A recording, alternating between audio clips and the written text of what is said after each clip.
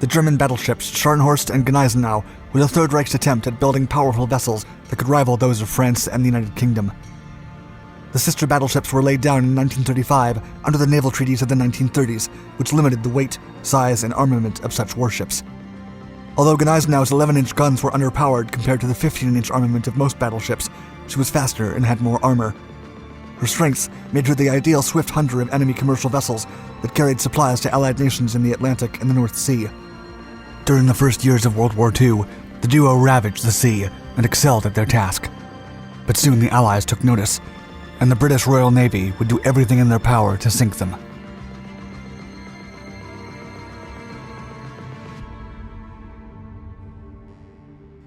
Two fearless sister ships.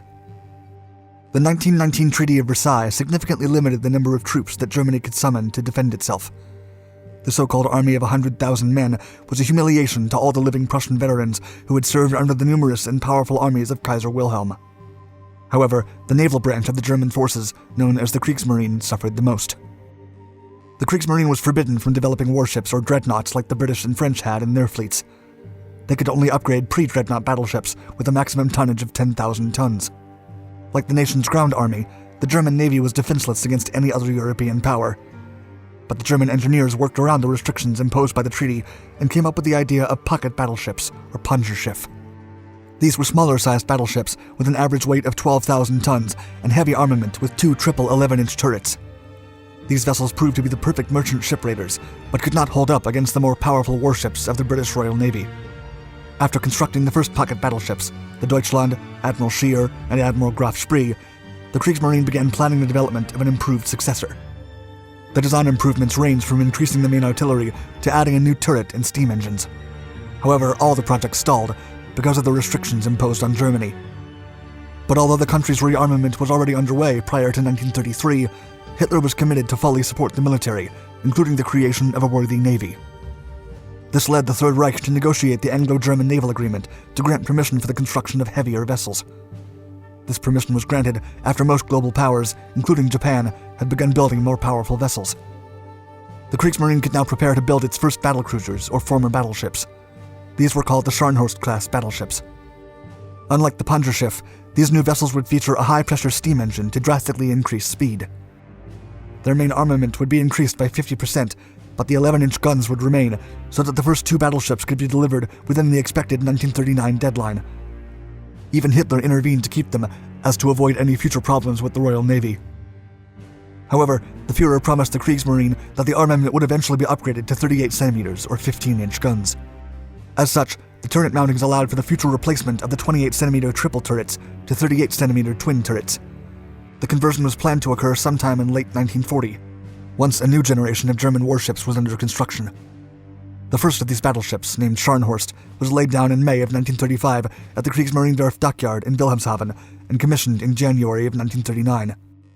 As for its sister ship, Gneisenau, she was laid down in June of 1939 at the Deutsche Werft dockyard in Kiel, but commissioned earlier, in May of 1938. Both ships were finished just in time to go to war against Germany's main rivals of World War II, France and the United Kingdom. Gneisenau's strengths.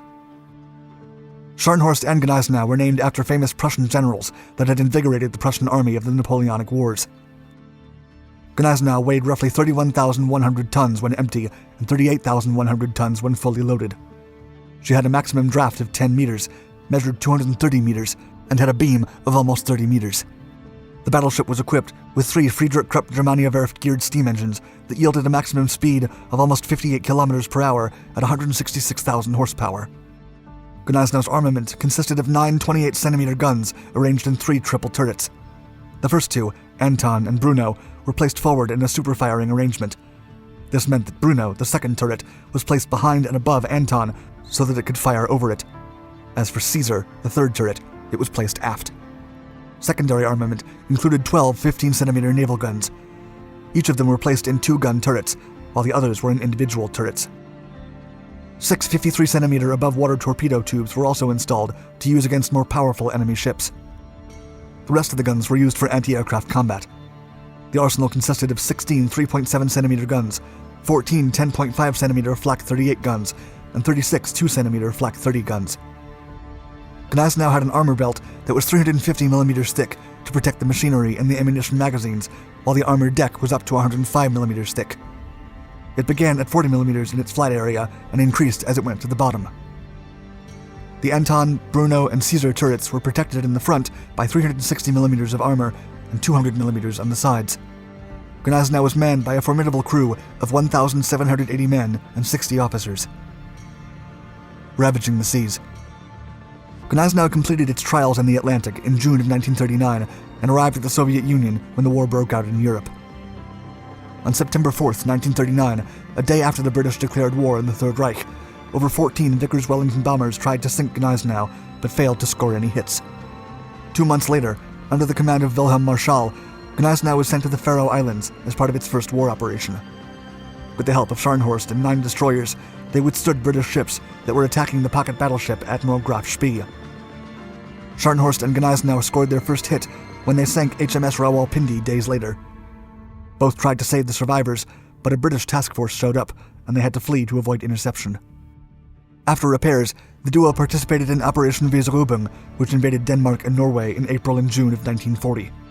Scharnhorst and Gneisenau provided cover fire for Apron 7, while the German forces disembarked at Narvik and Trondheim. The British bombers failed to make any hits on the inseparable duo, and on April 9th, Gneisenau and Scharnhorst went for HMS Renown after locating it with their Zaytocht radar. Renown fought relentlessly. Gneisenau scored a hit, but the British ship hit back twice and disabled turret Caesar, which prompted the 2 battleships to break away after suffering water leaks. The duo was repaired at Wilhelmshaven and returned to Norway in June of 1940 to regroup with a task force of destroyers for Operation Juno. They were to interrupt the Allied supply chain in Norway, and on June 8th, they destroyed several tankers but let an Allied hospital ship go. However, the task force encountered the British aircraft carrier Glorious and the destroyers Ardent and Acosta. Gneisenau fired at Ardent at 26,000 meters and hit it on its 3rd salvo.